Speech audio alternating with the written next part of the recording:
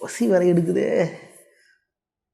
Hello soldiers, resident evil village இந்த கேமோட கதையை நம்ம ஆல்ரெடி கலகாம சொல்ல பார்த்துருப்போம். நம்ம என்ன பார்க்க போகிறோம் அப்படின்னு பார்த்தீங்கன்னா, இந்த கேமுக்குள்ளே இருக்கிற குழுகளை பற்றி தான். உண்மை சொல்லாமல் அப்படின்னா அந்த கேமுக்குள்ளே எவ்வளோ குழுகள் இருக்குது, ஸோ அது என்னென்ன குழுகள் இருக்குது, அது எப்படி இருக்குது அப்படின்றது தான் இதில் தெளிவாக பார்க்க போகிறோம். ஓர வசதியில் போயிடலாம். நான் கலகாமசாமி, இந்த ஷோ குறியீடு கந்தசாமி. திரைப்பட குறியீடுகள். பொதுவாக எல்லா கேம்லையுமே திரைப்பட குறியீடுகள் இருக்கும் அப்படின்னு சொல்லியிருந்தேன் இல்லையா? அந்த மாதிரி இந்த கேம்லேயுமே சில திரைப்படங்களோட குறியீடுகள் கண்டிப்பாக அதில் இருக்குது. அதில் முதல்ல பார்க்குற குறியீடு என்ன அப்படின்னு பார்த்தீங்க அப்படின்னா, அதுதான் ஸ்டார் வார்ஸோட குறியீடு.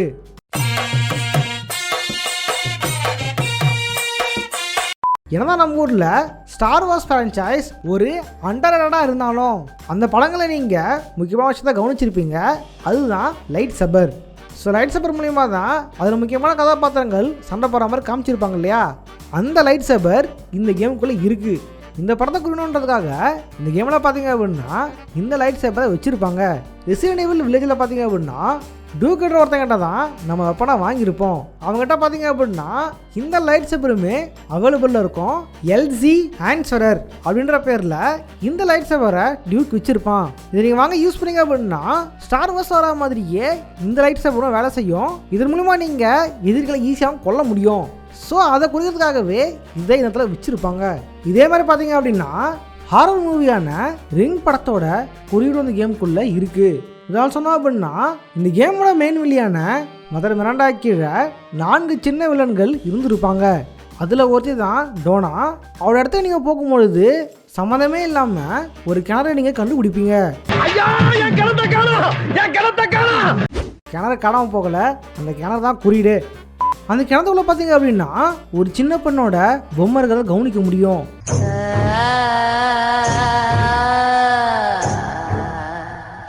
இது எதோட குறியீடு அப்படின்னு பார்த்தீங்க அப்படின்னா ரிங் படத்துக்கான குறியீடு தான். ஆக்சுவலி ரிங் படத்தை பார்த்தீங்க அப்படின்னா அது முதல்ல நாவலாக தான் இருந்துச்சு.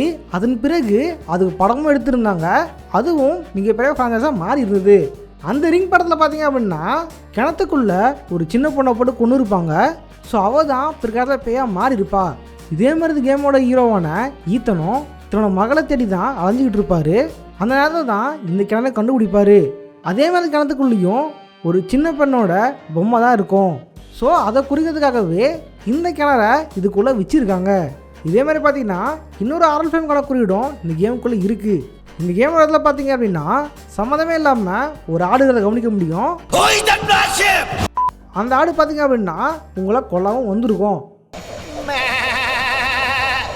எது சம்மந்தமே இல்லாமல் இந்த ஆடுகளை இனிமையாக வச்சாங்க அப்படின்னு பார்த்தீங்க அப்படின்னா இந்த ஆடு தி விச் படத்துக்கான ஒரு குறியீடு.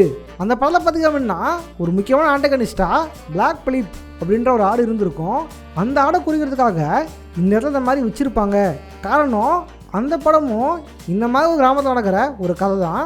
இந்த கேமும் ஒரு வில்லேஜில் நடக்கிற கதை தான். ஸோ அதை குறிப்பிடுறதுக்காக தான் இந்த இடத்துல வச்சுருப்பாங்க. இதே மாதிரி பார்த்தீங்க அப்படின்னா இந்த கேமில் பல இடங்களில் இந்த கேனை நீங்கள் பார்த்துருக்க முடியும். இந்த கேனை சாதாரணமாக பார்த்தீங்க அப்படின்னா இதில் பெருசாக எதுவும் தெரிஞ்சிருக்காது. ஆனால் ஃபோட்டோ மோடுக்கு போயிட்டு இந்த கேனை நீங்கள் ஜூம் பண்ணி பார்த்தீங்க அப்படின்னா தான் இதுக்குள்ள குறியீடை உங்களால் கவனிக்க முடியும். இது ஜூம் பண்ணி பார்த்தீங்க அப்படின்னா இதுக்குள்ளே ஏதோ ஒரு பேராஃப் எழுதப்பட்டிருக்கிறத உங்களால் கவனிக்க முடியும். இது என்ன பேராஃப் அப்படின்னு பார்த்தீங்க அப்படின்னா இது ரேடோ ஹெட் அப்படின்ற டீம் போட்டிருந்த க்ரீப் அப்படின்ற பாட்டோட பாடல் வரிகள்.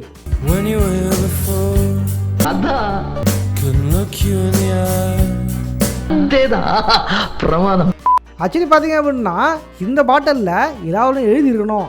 ஆனால் இந்த கேமில் இந்த அசட்டை உருவாக்கினவர் எதுக்கு ஏதாவது ஒரு பேராஃபாக போட்டுக்கிட்டு இந்த பாட்டை எடுத்து போடலாம் அப்படின்ட்டு அப்படியே எடுத்து போட்டாரு. பாட்டாவே படிச்சிட்டியா? ஸோ இந்த பாட்டை கொடுக்கறதுக்காக இந்த இடத்துல அந்த பாடல் வரிகளை அப்படியே வச்சுருப்பாங்க. அடுத்து பார்க்க போகிறது மற்ற கேம்களின் குறியீடுகள். மற்ற கேமோட குறியீடுகள் அப்படின்னு பார்க்கறதுக்கு முன்னாடி இது மற்ற கேமோட குறியீடா இல்லை காப்பியா அப்படின்றது தான் கண்டிப்பாக பார்த்தே ஆகணும். ஆக்சுவலி இதுக்கு முன்னாடியே ரெசிடென்ட் ஈவில் 7 உருவாக்குறதுக்காக கேப்காம் எந்தெந்த படத்தை பார்த்து ஆட்டையை போட்டாங்க, எந்தெந்த கேமில் கையை வச்சாங்க அப்படின்ட்டு தெளிவாக வீடியோ போட்டிருப்பேன். ரொம்ப பெருமையாக இருக்கு. ஆனால் அந்த மாதிரி இந்த கேமுக்காக அவங்க பெருசாக எதுலையுமே கையை வைக்கல. முடிஞ்ச அளவுக்கு அவங்க இன்ஸ்பயர் பண்ணி தான் சில விஷயங்களை உருவாக்கி இருப்பாங்க. அதில் முதல்ல பார்த்தோம் அப்படின்னா இந்த பேபி குழந்தை ரூபத்துல இப்படி ஒரு குள்ளக்கார பக்கியா? இந்த கேமில் சின்ன மேலான டோனோட இடத்துக்கு போனீங்க அப்படின்னா அந்த இடத்துல இந்த மாதிரி கொடூரமான ஒரு குழந்தைங்கள பார்க்க முடியும். இது ஹீரோவை துரத்தி வந்துக்கிட்டே இருக்கும், பார்க்கவே அருவருப்பாக இருக்கும். உண்மை என்ன அப்படின்னா இந்த குழந்தைய பார்த்தீங்க அப்படின்னா முழுசாக பிறக்காத, அதாவது 4 இல்ல 5 மாதமே கொண்ட ஒரு கரு தான் இது. ஸோ இது கேட்க கொஞ்சம் கிரிப்பியாக இருக்கு இல்லையா? இந்த விஷயத்த இவங்க எங்கேருந்து இன்ஸ்பயர் பண்ணியிருப்பாங்க அப்படின்னு பார்த்தீங்க அப்படின்னா சைலண்ட் ஹில்ஸ் பிடி. ஆக்சுவலி சைலண்ட் ஹில்ஸ் பிடி அப்படின்றது ஒரு முழு கேம்லாம் கிடையாது, அது சைலண்ட் ஹில்ஸுக்கான ஒரு பிளேயபிள் டீசர் தான். ஸோ அதை தான் ஷார்ட்டாக பிடி அப்படின்னு வச்சுருப்பாங்க. ஸோ சைலண்ட் ஹில்ஸ் அப்படின்ற கேம் ஹிடியோ கோஜிமாவால் உருவாக்கப்பட இருந்தது. அதுக்காக அவங்க ஒரு பிளேயபிள் டீசர் ரிலீஸ் பண்ணியிருப்பாங்க. உண்மை என்னன்னா அந்த கேம் வந்துச்சே இல்லையோ, அந்த டீசர் வந்ததுக்கப்புறம் அதுக்கு பல பேர் ஃபேனாக இருந்தாங்க. அந்த கேம் எப்போ வரும் அப்படின்ட்டு காத்துட்டு இருந்தாங்க. ஆனால் அந்த கேம் கேன்சல் செய்யப்பட்டதுனால அதுலேருந்து பல விஷயங்களில் மற்ற கேம் ஃப்ரான்ச்சைஸ் எல்லாம் உருவிக்கிட்டாங்க. அப்படி உருவப்பட்டது தான் இந்த பேபியுமே. ஆமா, இதுக்கு முன்னாடி நீங்க எந்த ஏரியாவில் பிச்சை எடுத்துக்கிட்டீங்க? இவங்க என்ன பண்ணா ரெசிடென்ட் 7 பார்த்தீங்க அப்படின்னா இந்த சைலண்ட் ஹில்ஸ் பிடியை பார்த்து சில விஷயங்களை அடாப்ட் பண்ணியிருப்பாங்க. ஸோ அப்படி தான் இதுவுமே அடாப்ட் பண்ணப்பட்டிருக்கோம். சயின்டிஸ்ட் ஸ்பீடில் பார்த்தீங்க அப்படின்னா ஒரு வாஷ் பேஷனில் பிறக்காத ஒரு 5 மாத கரு மட்டும் அந்த இடத்துல காமிச்சிருப்பாங்க. அந்த பிறக்காத குழந்தை பார்க்கவே ரொம்ப கொடூரமாக இருந்திருக்கும், அது அந்த இடத்துல அழுதுகிட்டு இருக்கும். ஸோ அதை ரெஃபரன்ஸ் எடுத்து தான் இந்த பேபி ஏதில் வச்சுருப்பாங்க. இதில் வரா மாதிரி அதுவும் அழுதுகிட்டு நம்மளை துரத்திக்கிட்டு இருக்கோம். அமானுஷ்ய குறியீடுகள். இந்த கேமில் பார்த்தீங்க அப்படின்னா லேடி டெமெட்ரஸோட கோட்டைக்கு போயிருப்போம். அந்த இடத்துல பார்த்தீங்க அப்படின்னா இந்த மாதிரியான ஒரு குளத்தை உங்களால் கவனிக்க முடியும். இது என்ன அப்படின்னு பார்த்தீங்க அப்படின்னா இது முழுக்கவே அப்பாவி மனிதர்களோட ரத்தம். லேடி டெமெட்ரஸ் ரொம்பவே கொடுங்கோலான ஒருத்தி. இவ தினமும் குளிக்கிறதுக்காக பல அப்பாவி மக்களை கொன்று அவன் ரத்தத்தின் மூலியமா இவ குளிக்க ஆரம்பிக்கிறா. இது எதோட குருடு அப்படின்னு பார்த்தீங்க அப்படின்னா ரியல் லைஃப்ல இருந்த எலிசபெத் பத்தோரி அப்படின்ற ஒரு சீரியல் கில்லரை தான் இது முழுக்கவே குறிக்குது. அவளும் இதே மாதிரி தான் குளிக்கிறதுக்காக அப்பாவி இளம் பெண்களையும் சின்ன குழந்தைங்களையும் கொண்டு இந்த மாதிரி ரத்தத்திலேயே குளிச்சுக்கிட்டு இருந்தா. ஸோ அவ்வளோ குறிப்பிடுறதுக்காக தான் இந்த இடத்துல இந்த மாதிரி வச்சிருப்பாங்க. மேலும் இந்த கேம்ல சில இடங்களுக்கு போனீங்க அப்படின்னா சாண்ட்விச் வெஜினஸ் அப்படின்ற ஒரு ஒயின் பாட்டிலை உங்களால் கவனிக்க முடியும். இது ஒரு வித்தியாசமான சுவையை கொண்டது. மேலும் இந்த விஷயத்த லேடி டெமெட்ரஸ் தனக்காகவே உருவாக்கிட்டு இருக்கா. அந்த இடத்துல பார்த்தீங்க அப்படின்னா மனித உடல்களும் மிருகங்களோட உடல்களும் அந்த இடத்துல இருந்திருக்கும். இது ஏன் இங்க இருக்கு அப்படின்னு பார்த்தீங்க அப்படின்னா இந்த ஒயினை தயாரிக்கிறதுக்காக தான். இதுல சுவைக்காகவும் மேலும் தான் உயிர் வாழறதுக்காகவும் இந்த ஒயினை தயாரிக்காவ மனித ரத்தத்தை பயன்படுத்துறா. இதற்காகவே இவ அப்பாவி மனிதர்களையும் விலங்குகளையும் குழந்தைகளையும் குடும்பப்படுத்தி கொண்டு அவங்க ரத்தத்தை சேகரிக்க ஆரம்பிக்கிறா. அந்த கோட்டைகளை பார்த்தீங்க அப்படின்னா மக்களை டார்ச்சர் பண்றதுக்காகவும் அவங்க ரத்தத்தை சேகரிக்கிறதுக்காகவும் பல கருவிகள் அந்த இடத்துல இருந்திருக்கும். இதன் மூலியமா தான் அவ மக்களை டார்ச்சர் பண்ணிக்கிட்டு இருக்கா. ஈத்தனின் ரகசியம். ரெசிடென்ட் 7ஐயும் 8ஐயும் விளையாடி இருப்போம். அந்த 2 கேம்லேயுமே ஹீரோ கேரக்டர் யாருன்னு பார்த்தீங்க அப்படின்னா அது ஈத்தன் தான். அந்த ஈத்தன் பார்த்தீங்க அப்படின்னா ரெசிடென்ட் 8லயே இறந்து போயிருப்பாரு. மேலும் ஒரு சோகமான எண்டிங்கை அந்த கேமில் கொடுத்துருப்பாங்க. அந்த விஷயம் பல பேர் டச்சிங்காகவும் இருந்திருக்கும். ஆனால் உண்மை என்ன பார்த்தீங்க அப்படின்னா ஈத்தன் சாகவே இல்லை. எப்படி சொல்கிறேன். கேம் எண்டிங்கில் பார்த்தீங்க அப்படின்னா குழந்தைய அந்த ரோஸ் வளர்ந்து பெரியவளாக இருப்பா. அவள் தன்னோட அப்பாவோட கல்லறைக்கு பூ வச்சுட்டு போயிருப்பா. அதனால பார்த்தீங்க அப்படின்னா கார் அங்கேருந்து கிளம்பி இருக்கும். அப்போ தூரத்தில் யாரோ ஒருத்தன் நடந்து வந்துக்கிட்டு இருப்பான்.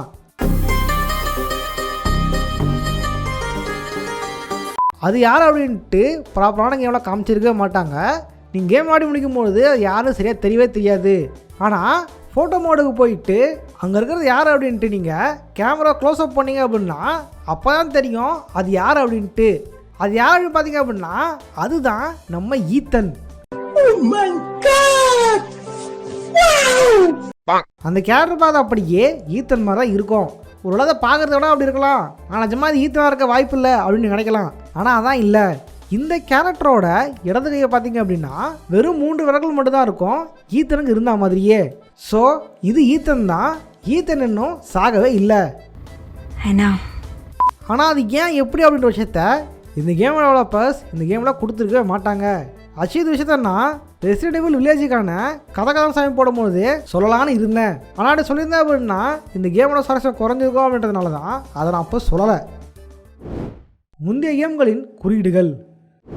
பொதுவாக பெரிய ஃப்ரான்ச்சைஸ் கேம்ஸ் எடுத்துட்டிங்க அப்படின்னா கண்டிப்பாக அவனோட முந்தைய கேமில் ஏதாவது குறியீடோ இல்லை அப்படின்னா முந்தைய கேமில் வந்த கேரக்டர்ஸை குறியிற மாதிரி சில விஷயங்கள் அந்த புது கேமில் இருந்திருக்கும்.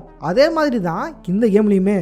சரியா சொன்னோம் அப்படின்னா ஈத்தன் வில்லேஜுக்கு போனதுக்கப்புறம் சரியா மேப்பில் இந்த இடத்துல பார்த்தீங்க அப்படின்னா ஏதோ ஒரு பெண் கீழே இறந்து இருந்திருப்பா. அது தெளிவாக பார்த்தா தெரியும் இது யார் அப்படின்ட்டு. இது யார் அப்படின்னு பார்த்தீங்க அப்படின்னா ரெசிடென்ட் ஈவில் 4ல் இருந்த செயின்சா சிஸ்டர் தான். உண்மை என்ன அப்படின்னா ரெசிடென்ட் ஈவில் 4ல் செயின்சாவோட துரத்திக்கிட்டு இருப்பான். அதே மாதிரி செயின்சாவோட சில பெண்களும் துரத்திக்கிட்டு இருப்பாங்க. உண்மையிலே அதுவே ஒரு திரைப்பட குறியீடு தான். டெக்ஸாஸ் செயின்சா மேசர் படத்தோட குறியீடாக தான் அந்த கேரக்டர் அந்த கேமுக்குள்ளே வச்சுருந்துருப்பாங்க. ஸோ இது குறியீடோட குறியீடு. இதே மாதிரி பார்த்தீங்க அப்படின்னா ரெசிடென்ட் ஈவில் வில்லேஜில் பெரும்பாலான விஷயங்கள் ரெசிடென்ட் ஈவில் 4 தான் ரெஃபரன்ஸ் பண்ணி வைக்கப்பட்டது.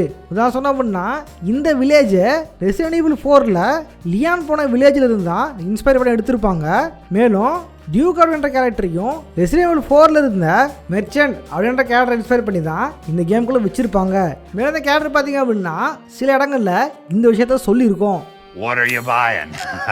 Just something an old friend of mine used to say. What are you fine அப்படின்ட்டு என் பழைய ஃப்ரெண்டு வர சொல்லுவான் அப்படின்ட்டு இவன் சொல்லியிருப்பான். அந்த பழைய ஃப்ரெண்டு யாருன்னு பார்த்தீங்க அப்படின்னா ரெசிடென்ட் ஈவில் 4ல் இருந்த அந்த மெர்ச்சன்ட் தான்.